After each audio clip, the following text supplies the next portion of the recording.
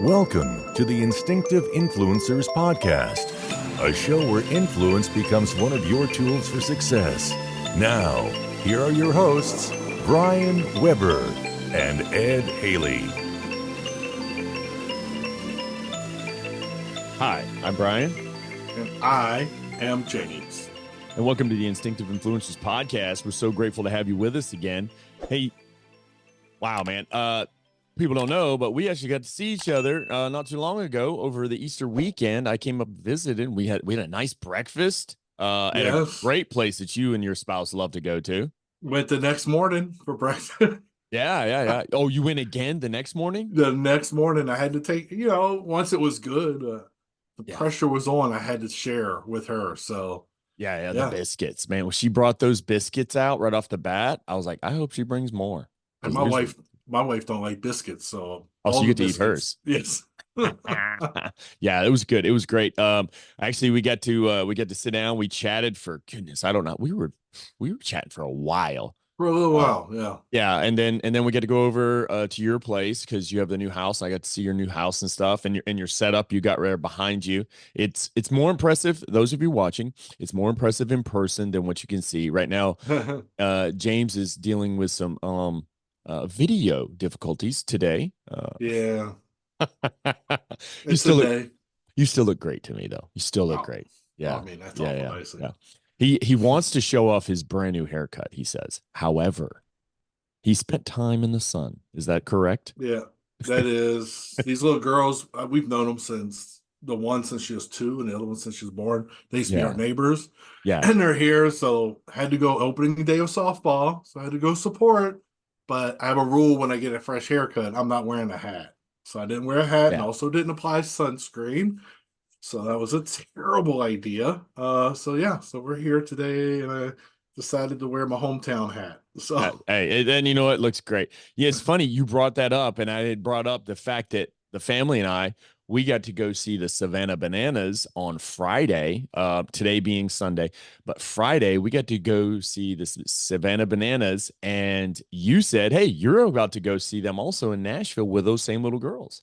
Yes, absolutely. I think it's going to be great. I'm kind of looking forward to it. So shameless plug for the Savannah Bananas. I'm telling you right now, I'm telling you, it's a show. And if if anybody out there, if you get a chance to just look up and see if they're in your local area, if they're going to be in your local area and you get a chance to go see them perform, it is, oftentimes we talk about how myself and James like sports entertainment, wrestling or something. I got the Rock back here. He's tired today.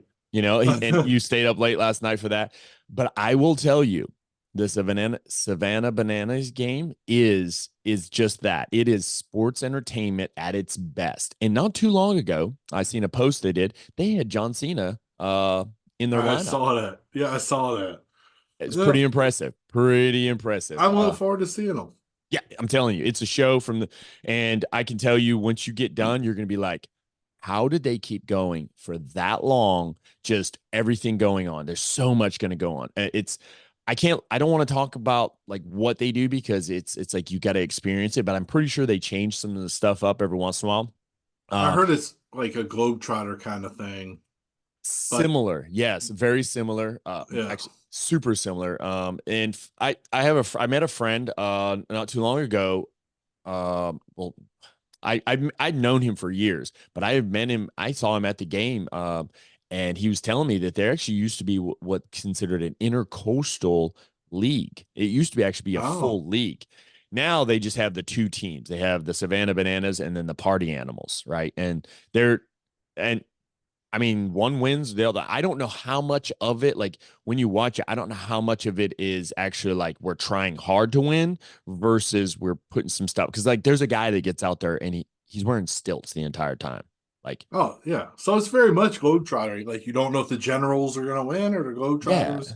Yeah, you don't think the Generals have won like one time ever. So, like a pop fly went out to the outfield at one of the plays, and the guy in the outfield, he runs for it, he jumps up, he catches it, and he flips in the air and lands. Like I'm like that's not. I mean, it's probably like something you practice because you want to get to be able to do that finally, but it's not like you can like say, oh yeah, we're going to do this play, So I think it's kind of like you have to work towards certain type of moves. And it's funny, if you get the chance, look them up on any of your social medias to see what they do.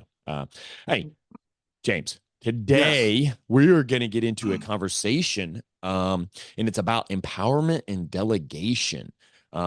This is something that you and I have probably dealt with on multiple levels throughout our careers. But oh yeah, we're not only gonna, kind of go into what we've dealt with, but also we've got examples of some stuff on that whole piece.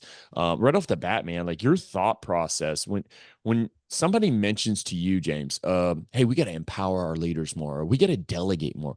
Where do you go with that in your thought process? growth. Growth. Because by empowering them, you're training the future. You're training those that are going to replace you. You're training them to do something that's going to make them improve and lead them along. So I think empowerment is very much a growth kind of mindset. I may be in a growth mindset because I've been reading that book that you recommended to me. But Great book. There's two, by the way. There is. So yes, there's a coach one. Yeah, the first one is the coach one, but so the growth mindset coach.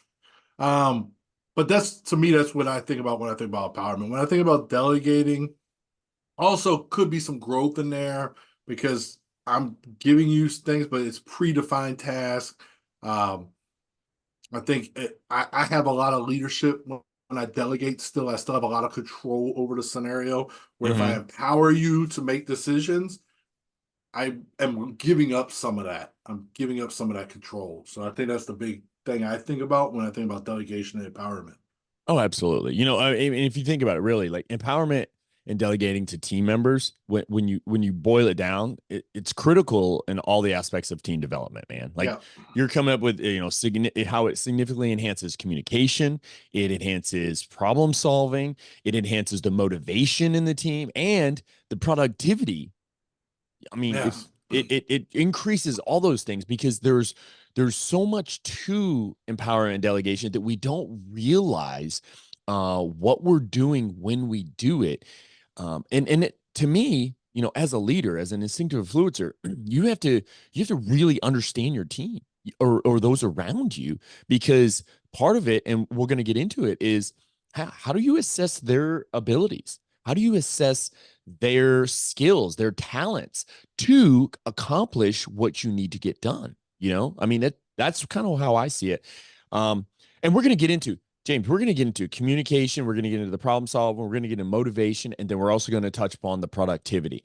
I think we're going to jump right into the communication. But before we do that, did you have anything you want to add to that? Yeah. One thing I'm hoping to find out today, and obviously we did the research, but I want to find out, can I do both? Can I be a delegate? Can I delegate and have empowerment? And the reason I say that is because when you think about it, I can tell somebody who works for me, hey, this is yours. Do it how you want to do it. So I'm empowering them, right? So I'm giving them the responsibility. But at the same time, my boss is going to come to me if that's a failed mission, which then falls into delegation. Yeah, it's funny. Yeah, because, we sent some stuff back and forth and you said that. And I'm like, they sound the same and they seem the same, but they're not the same. They're not. There's a difference. For instance, delegation, and I got it right here that we had sent back and forth was, it's task centric. Who can do the task the best? Talent the best. Management. Yeah. Talent management. Versus empowerment is person centric. What can this person do the best? Right. Like, so it's that talent. Yeah. What you just said, it's that talent management of, okay, I have X project. Do I want to put Joe in charge of it, or do I want to put Sue in charge of it? And what are their strengths and their abilities? And it's, to me, this is that key element of being an instinctive influencer, a leader, is, are you truly engaged? Like there's the absentee leader, and we've talked about it before, how the absentee leader can be at times so disengaged. They don't know who can do what. They don't know, like, this person's really good at this. Like I always told you before, we've said it on here before, like of how you are a presence. Like You just as a person, so for instance, back when we were at the academy, you walk in the classroom, you held a presence, like right, very much, but almost one of those presents too, that people felt comfortable talking to you. Right. So, and I want to create a mental image for everyone. All right. You're about what, 6'4", maybe? about 6'4", About 6'4", right? 6'4", 260. Yeah, but I've seen you on the bigger side where you're, because you've obviously toned back a little bit. But when you walk through the doorway, it's like, oh, what is this guy? Can he body slam me right now? Like that's a scare. Like that's an intimidation. Like it can unintentional. Yeah, and it's not intentional. But then once you start communicating, people are like, oh, like this guy, he's a good-hearted person who could destroy my life, through body slamming me through a table, or he can help me with my career, right? So it's like knowing that, like, in me, when I was, okay, for instance, when I was in charge of the BLC part, you were over at the instructor course, knowing that, it's like I felt comfortable knowing when I had a new instructor going to that course, they're going to get the best class possible, right? Because of that dynamic. Like you were the fit for it versus some other people. Other people just aren't good at that, but they're good at other things, I guess I hope I kind of, I felt like you were empowered. You were, obviously that was your job. I think Rick did a great job empowering all of his instructors, but it was just amazing. You know what I'm saying? Since you brought that up, yeah, absolutely. So a good example of empowered is you knew you were teaching this day of the course. Yeah. With Rick. Yeah. And I said, okay, well, what do I need to go over? He goes, you're teaching this day of the course. Right. But what are the things? These are the things you're supposed to hit. Right. How you do it, that's up to you. So he gave you that freedom and to develop your instruction based on how you thought it was best to deliver the curriculum. So that was that empowerment piece. Yeah, I think that's a mix though, wouldn't it be? Like empowerment and delegation. So I delegate to you, you're going to do this. That's my point. Yep.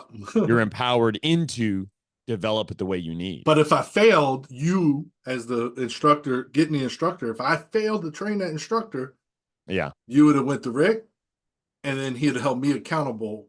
But you would have went to Rick, basically holding him accountable, even though he delegated that to me. Yeah. You see what I'm saying? So that's why I say there's a blend at times, I think, between the two. Exactly. And it's not so much knowing what they are, but you do have to understand what they are. But it's the development of that talent. Mm-hmm. You just said it. It's a growth mindset. But here's some other things to it too, that we talked about that were the differences. So delegation being a push, which is give work to others to complete. So here, this is for you, versus the empowerment. It's a pull.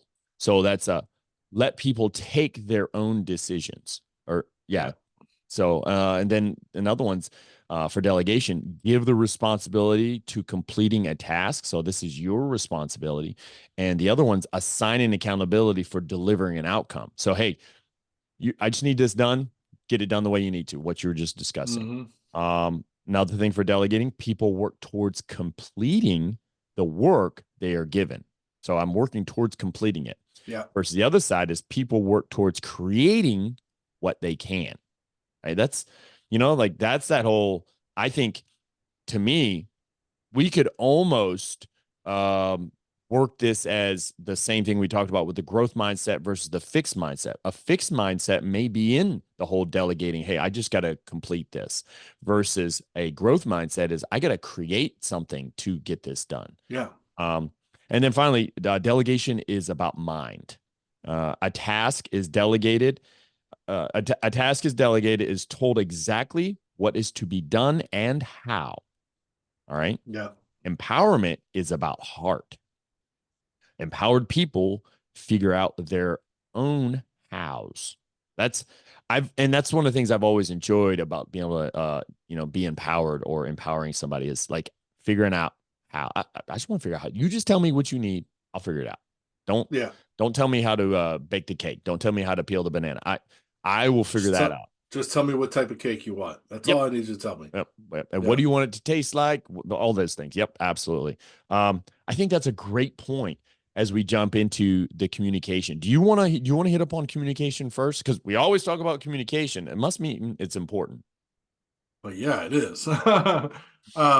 So communication is building trust within teams. It's essential for effective collaboration and synergy.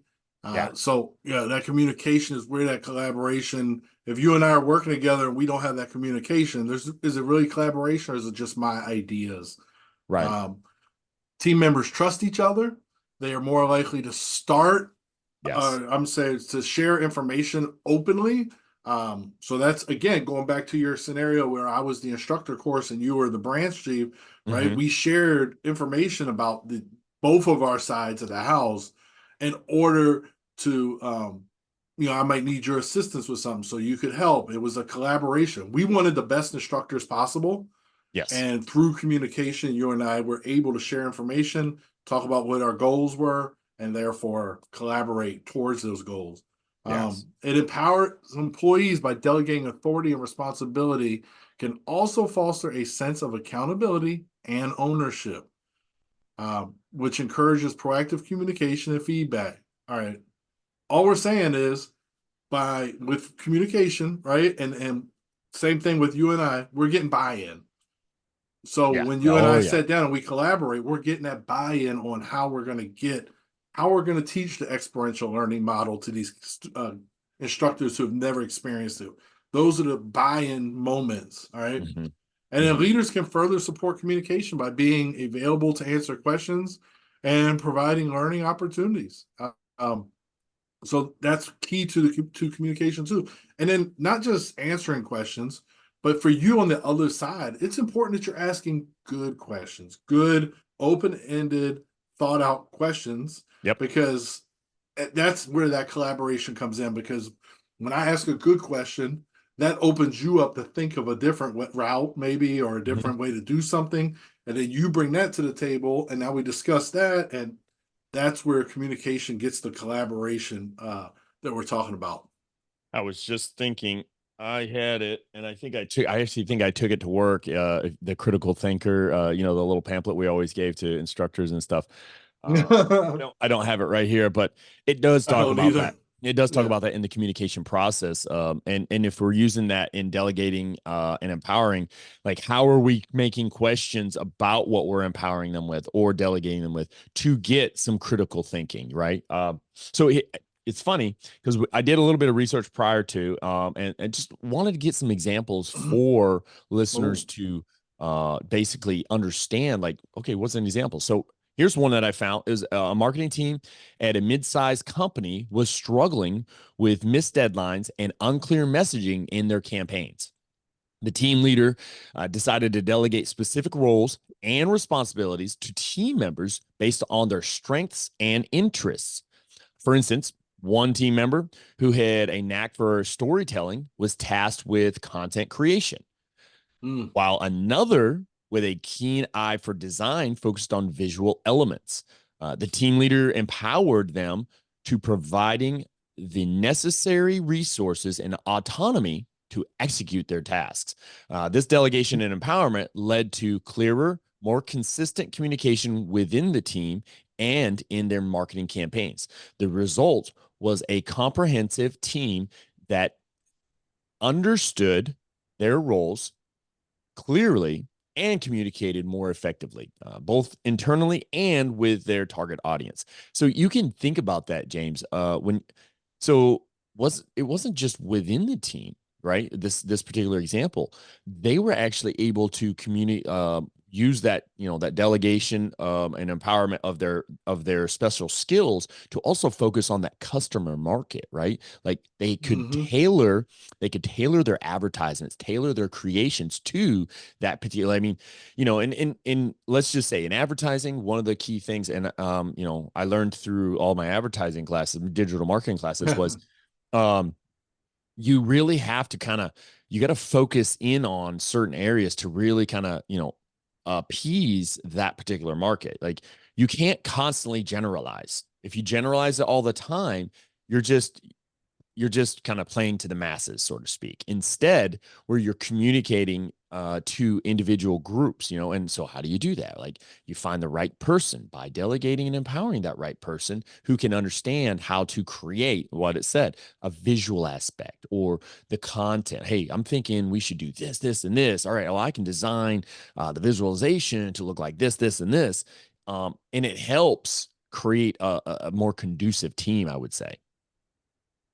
Yeah, I mean, I see when you're looking here too, you're seeing a lot of, again, talent management, right? Like, Yep. hey, this person's good at storytelling. So that is kind of where I'm going to put them, some kind of content creation. Yeah. If you flip those roles, right? And the dude who's the person who's good at storytelling is the one that you got working on design, and your designer is the one you got working on storytelling, your product's not going to be good because you've got them mismatched. But how do you know that he's good at storytelling? It's because you get to know the people you work with. And that's part of that communication. I'm telling you, reading The Growth Mindset, we're going to have to go over this book at some point. Reading The Growth Mindset, that's one of the things it'll tell you as a teacher is you should be at the door greeting your students. And then your icebreaker is, hey, hey, Brian, little Brian, you said you were going to Savannah Bananas last week. How was it? Share that moment with them. Yeah. Right? Because then it shows, oh, he listened to me last week when I talked about it. And now, he's asking me about following up. It can be little simple things. Hey, it's getting warm out, little Presley. I know you like softball. Has softball season started yet? So those communications let you identify their talents and get to know your people. And same thing with our, with empowerment and delegation. It's critical to speak and get to know your people. You cannot be an introvert and get to know your people effectively enough to be a good talent manager, in my opinion. Yeah, I mean, so you brought up a key thing is that, it can be rough trying to be an introvert and try to do that. It's just, it's almost like how do you break out of that shell, right? And it's funny. I had a conversation with a young soldier on Thursday morning. He had came to the board, and he was very, very quiet and everything. This was last month. And when we got done, because I asked him, hey, what are you going to do? What are you thinking you want to do in the Army? And he just kind of like, I don't know. And I'm like, brother, you got to set some goals. You got to figure out where you want to go with this, because if you don't, you're just going to walk through every day just like, all right, I'm here again, And he, very smart individual, very smart, super smart, just truly an introvert. And I said, right, well, this is what I taught him about, I talked to him about SMART goals. And I was like, all right, hey, I need you to look into this. Oh, look at you. You probably got them up on the board. No, I don't. Oh, but I talked to him about SMART goals, and I said, I need you to look this up and just come back to me sometime down the road and let me know what you think. And so he did. And we stood out there Thursday morning because he did PRT with me. We stood out there and he talked to me about it. And I was like, man, you are super smart. You just got to apply that and then start all this. And I was like, you're coming to the next board, correct?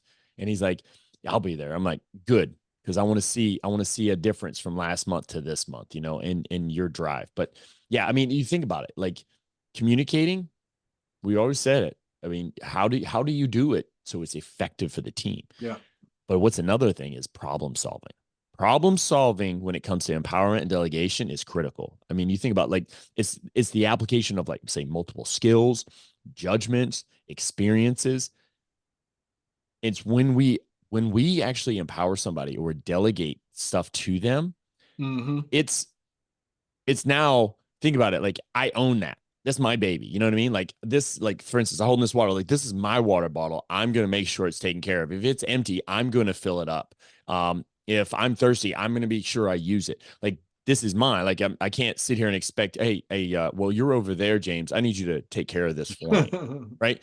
No. So this is mine. This is I'm empowered to do this.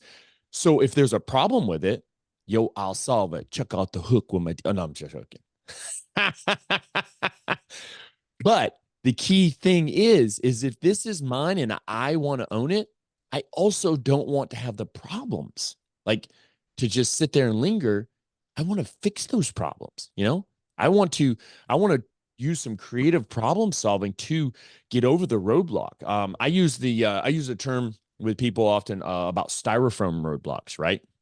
It's this, we get to this problem and we have this wall in front of us, and it looks like brick, but we don't realize if we kind of start picking at it and peeling it and kind of gouging at it, we realize, oh, wait, that's just styrofoam painted like bricks.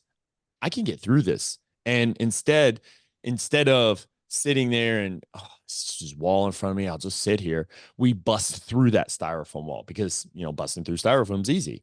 Depends upon how thick it is, but you can still get through it. But that's, and that's what, I kind of think about it in that manner, that if I've delegated to you, a work set, or I empowered you to do this, and you reach that problem, I would hope that I've assessed you enough as a leader to understand that you have the talent to get through that problem, that you will come up with the solution, or you will seek out others who could help you, right? Now we're creating that team dynamic, because maybe you have delegated to me to get, I don't know, a certain product out, on the market. But my problem is I know my product. I just don't know how to market it. So now I'm going to go talk to Jim over here, who knows really good at. I'll be like, hey, this product does this, this, and this, and all this. He's like, oh, well, we could market it as this, and probably, oh, that's a great idea. Let's go, you know what I'm saying? So, but that's kind of my thought on the whole delegation and empowerment for problem solving. Where do you go with it, James? All right, let's go again. Man, this is the theme of the day, Brian. So your scenario with the wall, right? Yeah. Oh man, that's a wall. That's brick. I just wait. Fixed mindset. Hey, what is this? It's made of something else. Wait a minute. Oh, I can get through this. Growth mindset. All right. Problems. Yes. So I'm gonna tell you, one of the skills that I think we got in the military that is super valuable and really marketable is problem solving. I think we have the problem solving model. I think that we do it so much, especially when you get to my level, but especially yours now where you are, you don't have time to really, your skills have grown so much that you can make quick decisions, effective, well thought out decisions to overcome problems. But that's the expectation, because you are an advisor to the commander, right? So you're expected to tell him, hey, sir, this is kind of where I'm looking. And as long as he is not a closed-minded person, he's going to listen to you and be like, oh, okay, I didn't think of that, or whatever. So that problem-solving skill that we learn in the military, I'm telling you, there's things that now, thinking back to when I was a young sergeant, 25, 30 years old, I would not have made the decisions that I made now as a 26-year master sergeant. It's a big difference in my abilities to make decisions, and it has played over into the household too. There's times, I will tell you, I'm not a fan of making decisions once I get home, because I feel like we do it so much at work. A lot of times, listen. So everybody always jokes about, hey, where do you want to eat? And your wife is like, oh, I don't know. And you say, hey, let's go to Taco Bell. Oh, I don't want tacos. No, I'm that one. It's flipped. I'm the one that's like, I don't know. I don't care where we eat. And then she'll say, oh, I want Chinese. I'm like, ugh. So. Heck yeah. So that's kind of where the whole problem solving thing comes in. I think that it's a great skill to have. I think it's very, very important especially when you think about it, right? Who's the person that's good for this particular aspect? Who's the one I want to empower or delegate to make these decisions based off the task? Yeah, absolutely. You brought something up, James, that it kind of struck a chord with me real quick. I was recently asked by a junior. He says, "Sergeant, why are you still in? You could have retired like almost 6 years ago." I'm like, I could have, but I enjoy fixing problems. I enjoy helping people. Like that's what I enjoy. Yeah. I truly I don't. Aircraft, that's what I came in to do many years ago. And I did it, for years, and fixing aircraft. And it was fun. It was challenging. But it's like I've taken that mindset on how I would troubleshoot aircraft. I also troubleshoot problems to help people. And I don't enjoy working on aircraft anymore. So when I get out, I'll probably never even touch another aircraft. I just don't like it. It's not fun for me anymore. However, I love people, in dealing with things and assisting people or helping them grow or development. I mean, that's why you and I feel like that's why you and I are on this pathway. We're both on this pathway to become teachers. Because we know, like we talk about the growth mindset and we talk about like, the empowerment and delegation, like to be able to get into a classroom and help our future generation, like Absolutely. it's really all I want to do, and I feel like that's still something I'm doing with the Army. And that's why I'm not retired yet. I mean, it almost happened. However, I was like, no, I'm going to keep going because, at that moment I had a low, like I was feeling a certain way about everything, but I had to get out of that. I had to get out of that mindset. Right. I felt like I was in a fixed mindset at the time. And I didn't feel like there was empowerment and delegation, but at the same time, it was like there was a distrust. There was a lot of angst, a lot just negativity. And I was allowing the negativity to creep in. Yes, you were. Yeah, I mean, I talked to you and everybody else. Like, hey, I don't know if I'm fixing to retire. But now, like where I'm at in my career, where I'm at in my location with the group of people that I'm with, like I am excited every single day I go in, James. Every single day. I don't think I've had a day yet where I was like, not once. And this is since November, since I got here. Yeah, that's why you're not ready yet. Yeah. You're not ready. No, exactly. But it's that idea of problem solving that keeps me going because, I'll get a phone call from one of the first sergeants or maybe one of the platoon sergeants will come see me, or the colonel will come in the office and talk to me about something. I'll be like, yeah, I'm going to help fix that. I can't wait. It's awesome. And sometimes, we get to that point where we're trying to figure out how to problem solve. And we've talked about problem solving and the military problem solving process. One of the coolest things is just coming up with the ideas. Well, do we have the right people working on that? Yeah. So I had a platoon sergeant recently. We're trying to set up our driver's training program because it has changed drastically in the Army over the past few years, actually a couple of years. And I think I saw him at this roadblock, that styrofoam roadblock. And I ran into him. He was actually in the office with our company commander in another building. And I was like, hey, I was like, Sergeant such and such, come see me after if you want some help. I think I know a pathway to help us get through this. So when he came and seen me, James, I didn't just give him the answers. Instead, what we did is we created a start point because I think that's where he was having a hard time. He's like, I don't know where to start. So I was like, this is your start point. I'll give you that. All right. This is your start point. This is what we had to do. And then what we did is we back planned it and forward planned it. Yeah. So from that start point, what do you have to do before that? Right. And we talked through that.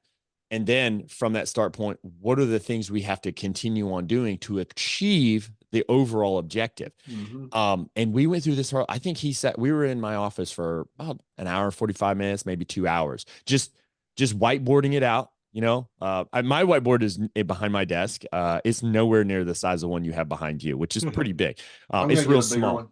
And that's what I tell everybody. I need a bigger one back there because there's so much stuff I jot out on them. But we went through all these processes, but he was the right talent to be, to delegate and empower to get that program running for the company, and that felt good. And it felt good that we were able to problem solve. So I ran into him on Thursday. Was it Thursday? Yeah, Thursday.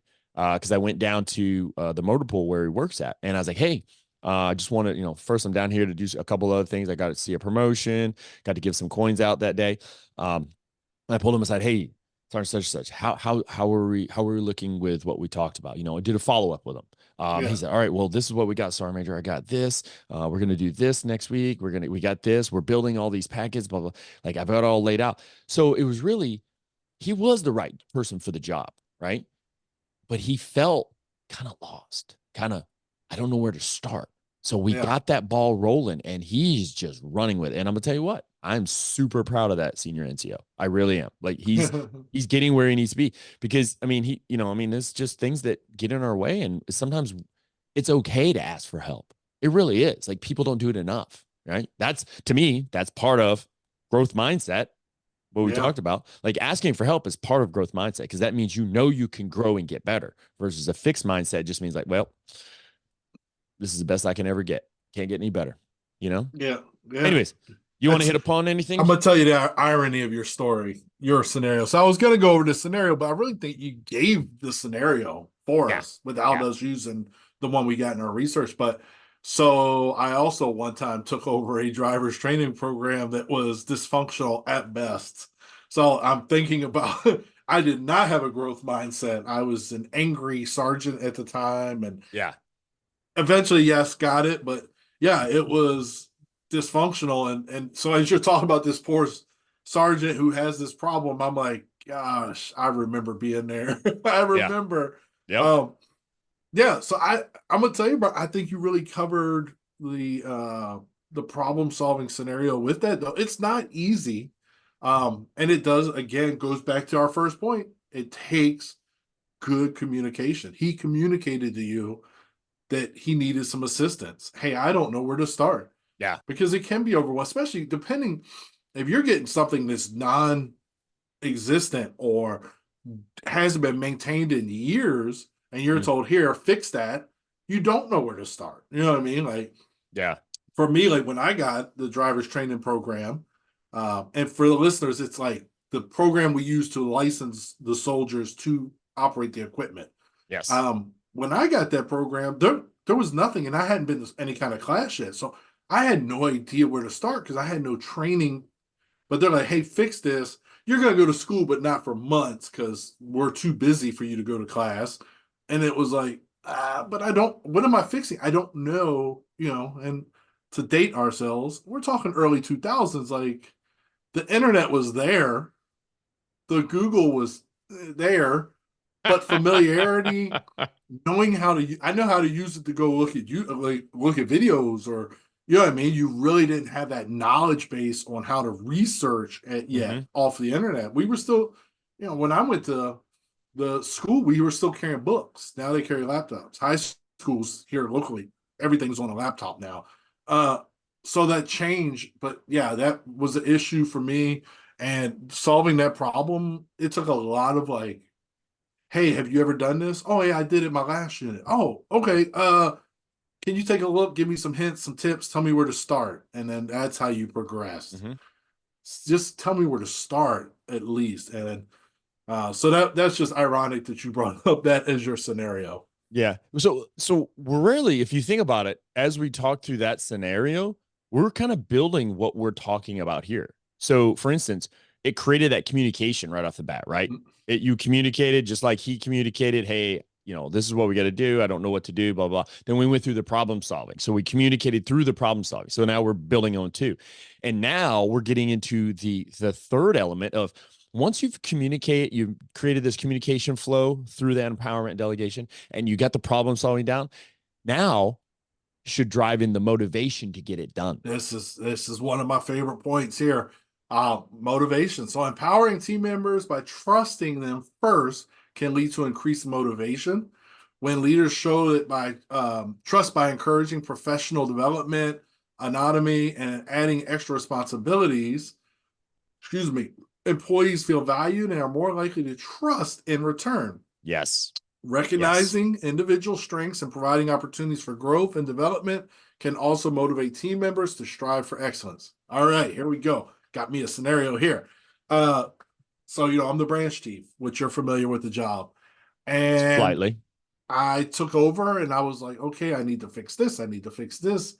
And I was putting myself at what I call friction points, or what the bearded ninja calls friction points. I was placing myself at these friction points to kind of mold and, help.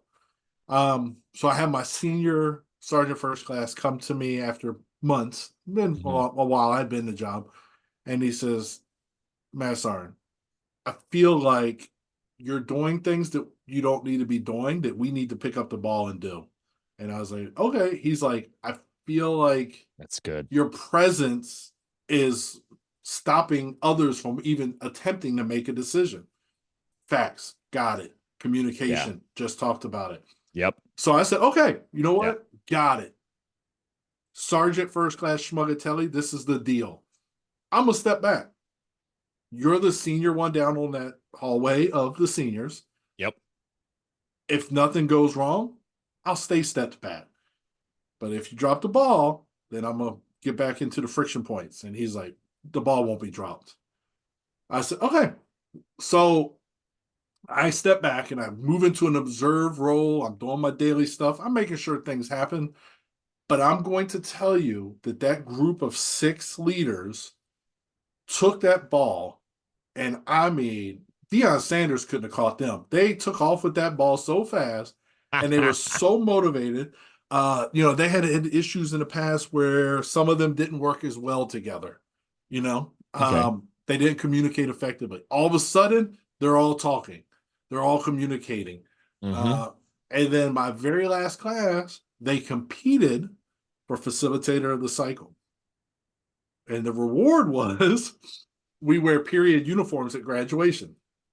So World War I uniform, World War II, Revolutionary. The winner doesn't wear the uniform on stage this class because they got to be recognized. Right.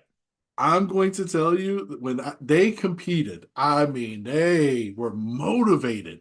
No one wanted to wear a uniform. Yeah, but it was that empowerment piece that I had stepped out of the friction point some, and Mm-hmm. all of a sudden, and it wasn't just, my concern was it was going to be Schmugatelli, Sergeant First Class Schmugatelli was going to be at all the friction points, and it wasn't. It may be Schmugatelli today, tomorrow it might be Sergeant First Class Rice, tomorrow it might be Sergeant First Class Hamlin. They were just all moving around and everything. Mm-hmm. It was such a well-oiled machine, just in time for me to hand it off to my replacement. But Right. but you know what I mean? So by giving them that power and saying, okay, make decisions. They know when they come in my office, okay, they'll say, hey, what do you think about doing this? And I'll say, I don't know. What do you think about doing that? Well, I Mm-hmm. think we should do this, this, and this. Okay. Make it happen. I told you to run your platoon the way you want to run your platoon. So yeah, a highly motivated group. I made it harder to leave, It but does. also this old body, man. Whew. It's time to retire. Yeah, yeah. Time likes to catch up to us, and we feel Yeah. like we're gonna get to a certain point. But it's funny. You brought up that, and I could always reflect back upon my time there at the academy. But actually, recently, when it comes to the motivation piece, recently I had a young sergeant who works in our S3, our operations. So we had talked about doing an autism walk. And we would do it. We did it on the 5th, the morning of the 5th as a battalion. However, we had talked about it a couple months ago and we wanted to, get this rolling. And then he basically went to his boss and said, hey, I want to lead that. I want to be the one who sets it up and do all this. And so he felt empowered to want to do it, because he offered his assistance. He offered he volunteered to be the one to head it up. No one said, hey, I need you to do this. Right. Right. Which could have happened too. We could delegate that and say, hey, I need you to run this to ground. I need you to get, figure out all the logistics, all the things that we need to have there. Instead, he said, I want to do it. Then he comes to me and he says, all right, Sergeant Major, what does this look like? What are we thinking? What are we visioning? So what is he doing there? He's communicating with me to problem solve, to get this whole event off the ground, because we're trying to create more of an atmosphere where people want to get out there and do stuff at the organization and to create togetherness. So we go through, we talk all this stuff, and he leaves my office as motivated as he can be. He is so motivated, James. He's so motivated. He didn't just try to make it a internal thing. He like one of the first places he went, I didn't tell him to do this. He went to ACS. He talked to the ACS people. He talked to the EFM people. He talked to the FAP lady. He talked to and they actually got a booth out there with us. So we had a booth out there that morning, or this past Friday, for our walk at 6:30 in the morning. Those ladies were out there. They were with all their stuff, having a good time, celebrating it with us. And everyone showed up in civilians, wore lots of blue. Lighted up blue is a big thing for autism awareness. Had people with dogs, children, all kinds of stuff. And we did. I mean, it was very. I would say it felt good. It felt really good. But what felt the best, and I bet you I told him about 15 different times that day, is thank you so very much for volunteering to set this up and then crushing it, like completely crushing it. But it was that idea that created all that, and he just ran with it. And now he's excited. I've just built motivation within him. Yeah. I didn't actually, the organization did. He wants to do more. He wants to lead other things. You know what I mean? Like he feels good about it. And that's what we do when we delegate and empower. We allow them to run with that ball and then they kill it because we know they can through a growth mindset, right? Yep. And then they're motivated to continue doing so or coming up with new ideas, new creative things to do as a group. You know, we're so on the 26th-ish, somewhere around there, we're going to do an org day. We hadn't done one in this organization for a while. We're going to do one. And there are so many ideas just floating around everywhere. You know, it's like it's going to be a great time, I think. I really feel like it because people are motivated to do something that's not for themselves. It's actually for other people. You know, I tell the formation all the time, hey, just be good humans. Just be good humans. Be good humans. And it works, brother. It works completely. So where do we go from here? Well, I'm going to go back real quick. Okay. No, I got you. So one thing, when you talk about him coming into your office, right? Like he was looking for a shared vision, which I think is really important to note, is because he had his vision, then he talks to you, y'all communicate, right? Now you have this shared vision. He knew what he needed his end state to be, and then he went beyond that. You know, I think about when Bo Jackson ran through the end zone into the tunnel, right? Your end state for him, your vision with him was the end zone. Just get a touchdown. He just kept on going. Yeah, he just ran through. Yeah. So I think that's really important, Brian. I think next up for us, so I'm going to go over this scenario we got here just to provide some like context to motivation for empowerment and delegation. So a software development company was facing low morale and motivation among its developers due to a top-down management style that left little room for creativity or input from the team. That I like to call that do as I say, not as I do. Yeah. The company's leadership decided to delegate more project management responsibilities to the developers, allowing them to have a say in the projects they worked on the timelines. Additionally, developers were empowered to suggest new technologies or methodologies that could improve the development process. This delegation and empowerment led to a significant boost in morale as developers felt their opinions mattered and they had a direct impact on the success of their projects. The change also led to increased innovation and a sense of ownership over their work, that buy-in. Yeah. And I think this kind of is a non-military scenario that matches almost with my scenario, right? Like I was doing top down because there was a lot of friction, and I was, the communication says, hey, we don't need that. Okay, I'm gonna back off. This is y'all's. Y'all do it, and I'm watching. And then they got motivated and they did really well. So because they bought into that shared outcome. So yeah, a just really good scenario of motivation. Motivation is so important. I think as you and I move into our next career, I think it's going to be crucial for us as teachers to figure out how to motivate, 25, 30 students every day to give their best efforts. But I think that it's going to be fun to do that. I do think that's why you and I are heading that direction too. So yeah. Oh, yeah. So just a little glimpse into motivation scenario, Brian. Yeah, absolutely. And you think about it. So we really are building here as we go through. We're actually building what we're talking about with communication, problem solving, motivation. And once you get that motivation, what you're going to see now is increased productivity. Yes. Increased productivity because people want to be there. They want it, my colonel and I, we've said it multiple times. We don't want people to show up to work because they have to. Yes, they have to because they're in the service, right? Yes, they have to because they have an obligation to their country because they've made that commitment. However, we also want them to want to show up. Like you. Like I want you to come to work because you want to be there. You want to be around the people. You want to feel the empowerment. You want to be delegated to responsibility. So you feel like you're doing something that's better for the organization, yourself, other people around you. So you think about by matching tasks with team members' different skills and interests and maybe their workload, the leaders can actually optimize the time it takes, the resources used, and the results. You can optimize that stuff, providing all those necessary resources. Got it. it's going to help the team members. But however, what's it doing to help them excel in their roles? Like, what is it doing to help them? Another is, setting collaboration goals and creating the environment where everyone understands their role. That's key. And the larger strategic objectives can lead to more efficient and productive teamwork. So let's think about this. You just mentioned something about shared, you said, real quick, you said shared vision. Yes. Well, that kind of sounds a little bit like something we already work with in the Army under Mission Command. It's called shared understanding. Yeah. Commander gives a vision, gives an intent. We all are umbrellaed under this shared understanding of what the goal is, and then we run with it.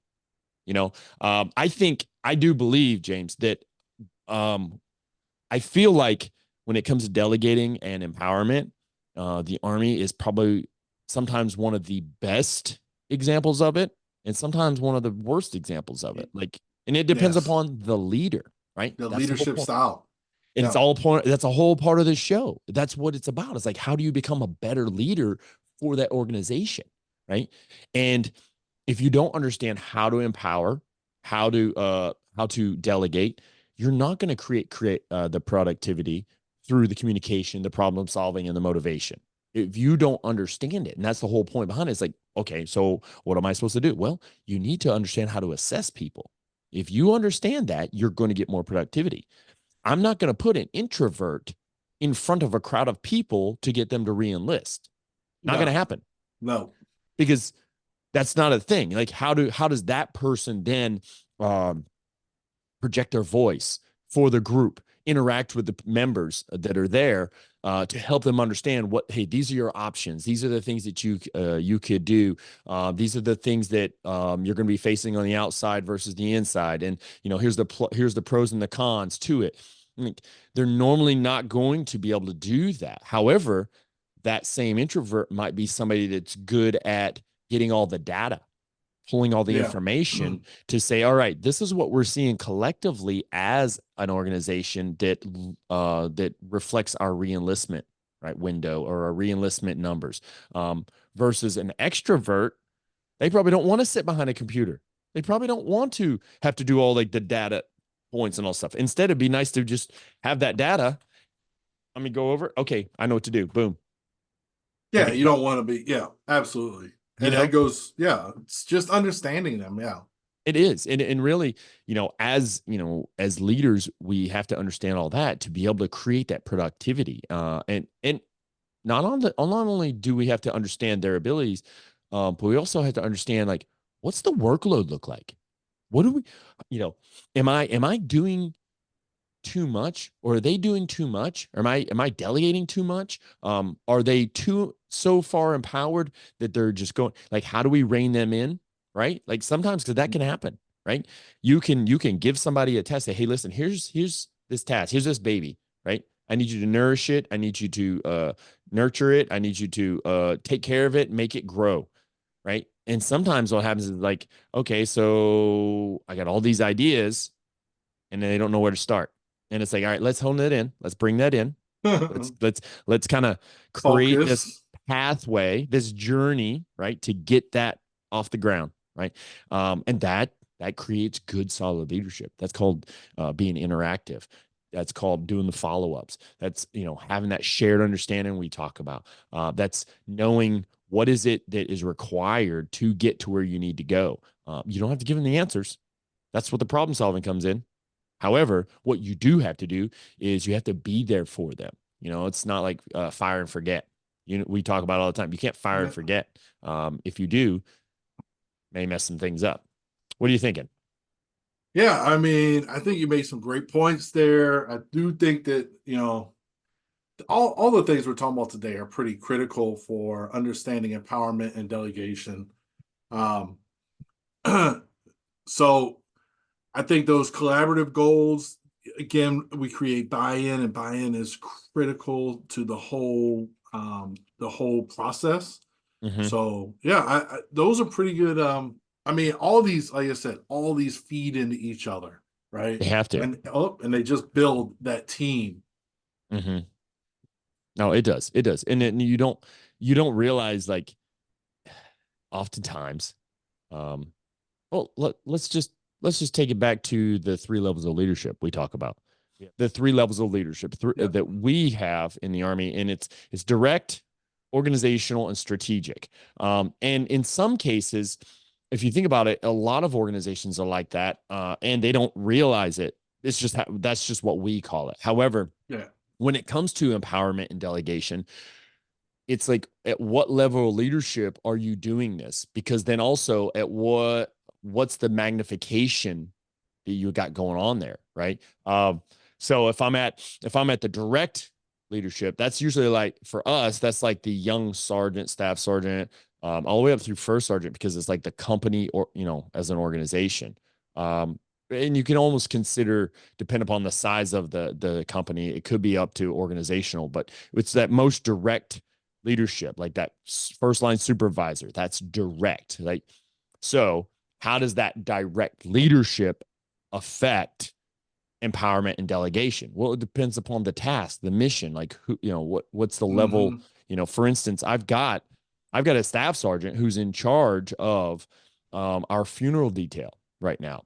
But that level of leadership, he may be a direct leader, but he's actually affecting the strategic level, because this is a division level tasking, right? And so, for instance, when I talk about delegating and empowerment, so the empowerment was, really, I just said, hey, listen, I need you to ensure that team is good to go, and they know everything that needs to be done, because we cannot fail at this mission. So that was their end state. We cannot fail at this mission. I'm going to certify you, because that's what my job is, certify you that you are doing the things you need to do for a proper funeral, because that may be that's probably the last interaction that family could have with our military, which we are truly proud of. And so through that, his empowerment and working with that team, he's created such a good group of individuals who are in pride in what they do.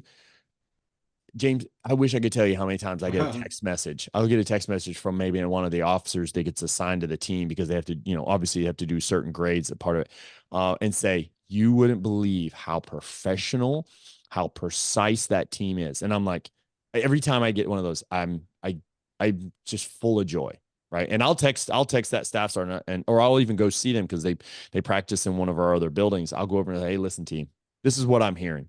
You all are phenomenal. Keep up the good work. But how does that also affect the motivation, their productivity, right? I'm communicating with them, their excellence. They didn't have a lot of problem solving, or they do sometimes, because you think, I don't know if you've ever done funeral detail in the past. Yeah. I have. Like, sometimes you'll get to a location and you're like, we got to carry that casket where? How far? Yeah. Right? And then, just as well as I do, sometimes the edges of getting the casket to where it needs to be, super tight, super close. Like, you don't want to fall down into the hole. Like, I mean, there are things that could happen. Yeah, somebody could lose their balance, right? And fall. And now you got to rely upon the rest of the people that are around that heavy casket. One, you don't drop it on them. Two, you don't drop the casket, period. And hopefully that person doesn't fall in the hole, because that would be, I mean, that's just one of those things. So, but to me, that's like a really fitting example of the overall piece that we're talking about here. And we're reflecting upon the levels of leadership of direct, organizational, and strategic. That direct leadership is affecting the strategic mission, if you think about it. Yeah. And I think just your reinforcement and letting them know that, hey, your efforts are being recognized, right? Right. Those all will increase productivity, because now they want to do better. I think that's kind of in my mind, it's kind of the point behind the coins, right? The military coins of excellence, because you're recognizing it on the spot that, hey, you're doing a great job. Mm-hmm. Now, your motivation as the person giving the coin is, you're doing a great job. I want you to continue doing a great job. So I'm going to recognize what you're doing. And that increased productivity feeds into the empowerment and it just letting them know, like, hey, your efforts are not going unacknowledged. When that happens, when you work on something, like let's say that funeral detail, and you don't tell them what a good job they're doing or that they're receiving recognition external, it makes makes them be like, well, all right, well, we got it. Nobody's cares. It's fine. I remember doing a funeral detail, and in my I Love Me book, I still have it. And we received a letter that we did the funeral, and there was a general present, and he did a letter on official letterhead and sent it through to our chain of command, and everybody on the funeral detail got this letter, handwritten, each one handwritten from him, acknowledging what we did. Yeah. Now, at the time, as a private, I was like, all right, whatever. But it must have been something because I kept it all these years. Like we're talking in 92, 93. Yeah. So obviously it meant something. Now looking back on it, now I realize what it meant, right? But just, hey, sometimes it's just a matter of a pat on the back. We'll increase that productivity. And when we're talking about this today, like the stuff we're going over today, the empowerment and delegation, it's a big difference, Brian. No, it is. It is. And so we're going to have to round this out a little bit. We're going to kind of close this up and get and think about it. So leaders empower individuals and drive team performance by assessing strengths and weaknesses. Understanding each team member's skills and interests helps in delegating tasks that align with their abilities and development needs. Ooh, I like that last part, James. Development needs. So they need to be developed. We don't, that's that growth mindset versus fixed mindset. And it's funny, we're basically bringing two shows together because we are going to come to a growth mindset show at some point. However, when we think about that, right, we have to look at assessing their strengths and their weaknesses to develop their needs, right? This is that as a leader, getting out of myself and stop thinking about me and think about the other people. That's what that is. All right. Communicating expectations. What do you got on that? So clearly explaining the importance of tasks and the rationale behind them ensures the team members understand their roles and responsibilities. So that's easy, Brian. It's the why. Telling me why I'm doing something, right? That just helps me understand, okay, then this is what I'm doing. It also helps your team members. So that's a chance for me to say, hey, I know you're doing this, Frank. I used to do graphic design. Oh, did you? I didn't know that. Yeah, I used to do graphic design. I would love the opportunity to work on that project. So it lets you also understand what's going on and say, hey, these are the skills I have that you may not know I have. And then add them to the fight. Oh, absolutely. Yeah. And then on top of that, right? So leaders empower individuals and drive team performance by providing support and resources, right? Ensuring access to the tools, information, and guidance needed for the team members to perform effectively. So let's think about this. If I'm going to empower you to do something, or I'm going to delegate something to you, I need to also be ready to provide you with maybe those tools and resources you don't have access to. Yeah. Maybe the individual, maybe you have a mission set and you've got to make contact to an individual, but they don't have it. You've got to create that connection for them. Right. And maybe it's money, maybe it's transportation, logistics speaking. It could be parts, tools, whatever. What are we doing when we say, hey, this is your baby? Oh, by the way, here you go. I got these resources for you. Right. Yeah. Now, could they possibly run into a problem, come up with some problem solving skills and say, hey, we need these resources. Now it's on them to communicate with me to be able to be productive. And then I'm able to provide them with the resources they need. And now they're motivated to continue on. See how those these link together. So, yeah. All right, next. What do we got? Encouraging collaboration, promoting an environment where team members can share ideas and work together towards shared goals. I talked about it on previous episodes. I have all my platoon sergeants in one hallway. Yep. Because that allows them to talk across the hall, have their own space where they can collaborate together. That's the environment that we've set up for them. I did not create that, but I inherited it and I thought, this is working. So it's the same thing, right? Like if I have a team working on a project, it doesn't make sense to have some of the team on the 5th floor, some on the 4th floor, Yeah, putting them in a place where it can be conducive to their efforts towards the project. So yeah. absolutely. And then on top of that, as the leader, we have to be observant of everything, and we have to offer growth opportunities. Growth opportunities. So that's supporting professional growth through reinforced mentorship and regular feedback. Mentorship and feedback is a key thing. We've done a show on mentorship. We've done a show on AAR, which you get feedback. Those are two different dynamics, that kind of create that growth mindset. So a mentorship is a voluntary thing. It's volunteer.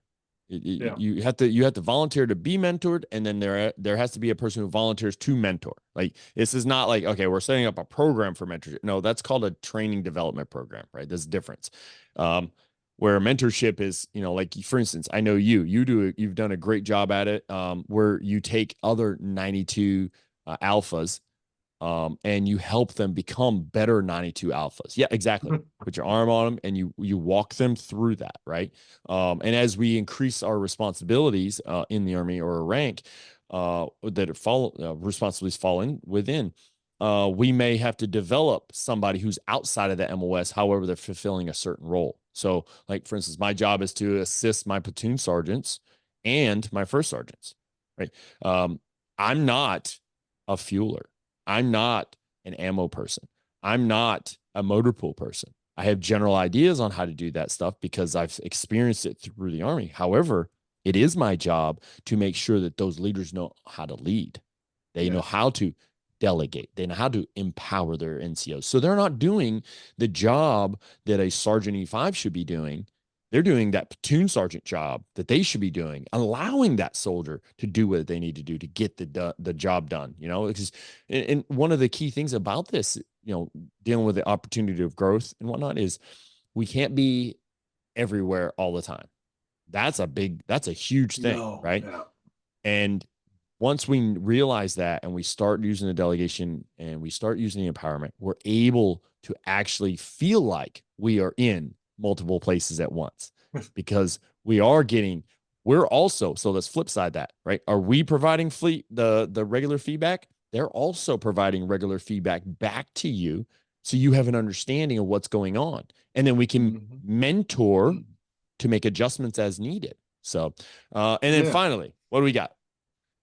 So we got recognizing achievements. We talked about this with the coins of excellence. Acknowledging efforts and accomplishments to reinforce the value of contributions and motivate continued excellence. Yes. I mean, this is so easy now. A lot of organizations have, they have their own websites that they can put up. Hey, like, this is our employee of the month. I mean, if you go into Zaxby's, they have an employee of the month board, or because those things feed into the development of them. It motivates them to see their name there, right? Like, I think, I don't know why I just thought about Coming to America, McDowell's, and it had the employee of the month sign. Like, but yes, saw a program like an employee of the month program, an employee coins of excellence. I think the coins of excellence would work in a civilian sector. I think if you get a good deal on coins as a teacher one day, why not? Like, hey, this is the student of the week. Here's the coin, right? Like, it could be a poker chip, something small, nothing it's super expensive, but it's a way to recognize a good performance and encourage that to continue.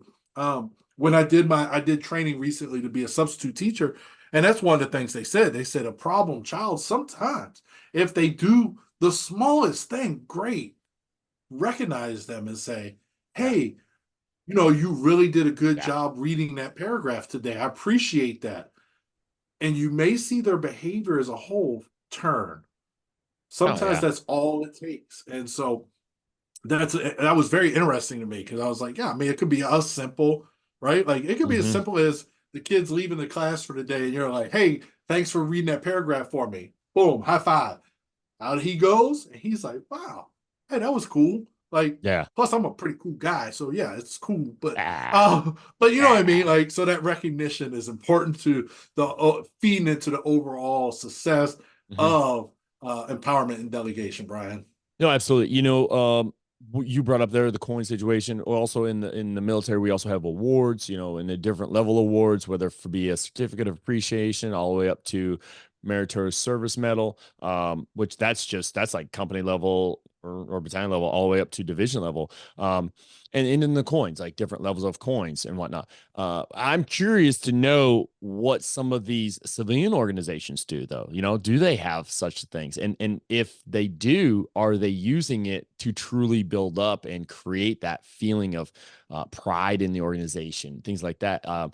You would be surprised what some of that stuff can do. Now, um, I, I've seen a lot of different things that organizations do, whether they give people more time, paid time off, and stuff like that. Yeah, PTO. I mean, I would certainly be interested to see like how does that affect also like you're paying me or you're recognizing me for my good accomplishments and you're giving me time off. Like some people love that, or other people are just like, well, I really don't need time away because I enjoy being here. So maybe it's more money, maybe it's bonuses. It's all these things that you can get from that. Yeah, well, so where my wife works, and I don't understand the ins and outs of the program, but they have a program where they can get awards. And what ended up happening is with my wife's part of the organization, she got enough awards that she was able to cash it in on Disney certificates. So she ends up with this gift card from Disney. So then when we go down there, she gets a little whatever, a snack and a Moroccan mule, and she can pay with that card because she received that in recognition of performance. I can't remember. I think they might be departmental. I'm not sure, but it is a way to Yeah. recognize something, Yeah. right? Yeah. But what it requires is it requires an engaged leader. Right. It Right. requires somebody to be involved. You can't fire and forget. You can't just set it and move on. You've got to come back. You got to come back and do the follow-ups. You got to do the checking ins. You got to do all these things, to create that growth in the organization that's going to allow them. Because if you think about it, if I give a person a task and it's a menial task, but it's still a task, do I now give them something bigger or stay at that same level too? Right. And then how am I rewarding them for doing that? That recognition or whatever it is that we need to do. So really it comes down to it. We really got to focus as leaders on empowering and delegating, understanding there's a difference between the two, but then seeing how communication, problem solving, motivation, and productivity all come to be a part of that. But James, final thoughts before we go into the very final of the show? I mean, discussion was good today, Brian. Some good points, great scenarios. Um, I think it's interesting now as we start moving forward. I mean, for our listeners, here in a few months, you're going to have one of us still doing military and one of us doing civilian sector. And I think that's going to enhance the show. I think because now we're going to have two different perspectives. I know you and I both, especially me, I know I struggle sometimes to not discuss things in a military way. But now I think we're going to get that. So hopefully you'll empower me to share those things. I'll Here in a few months. Yeah, I think I see it more of an equality thing here. It's we empower each other, and it's almost like we delegate back and forth. Hey, you do this, I'll do this. But yeah, definitely. Hey, James, we obviously a great show, but we always like to hear feedback. We always like to understand what those listening or watching, what they're thinking, to help us get better. Is there a way they can connect with us? It's some way to kind of reach out to us and say, hey, this is what we're thinking. Is there something that they can do? Well, I'm glad you asked, Brian, because what they can do is take advantage of the social medias and they can reach out to us at 101 Influence on their favorite social media platform, X, formerly known as Twitter, Instagram, Facebook. You can join the closed Facebook group. So by being closed, that helps us to prevent unnecessary ads that you want to see. But what we want to see is your input. We want to see what you think about the show, what you think about Brian, what you think about different topics we should do. So just go on there. And of course, if you want to see these faces, you got to go into YouTube. We'd like for you to go in there and subscribe. Give us the big thumbs up. and let us know what you think there too. Check out the videos. Hopefully, Brian remembers to edit our brief pause out of the video. It'll happen. Yeah, but yeah, it wasn't so brief. Check us out on social media, though. Yeah, absolutely. Yeah, I very excited to see where we go over the next year or so.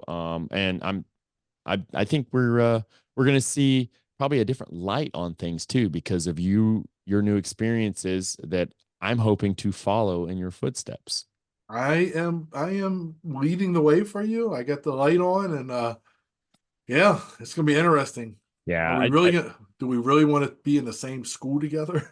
I don't know. I really don't know. Hey, thank you so very much for listening. This has been the Instinctive Influencers podcast. We thank you so much for what you do for us. I am Brian. And I am James. That didn't work. That was green. It says 101 influence, folks. There we go. All right. Have a great day. Thank you.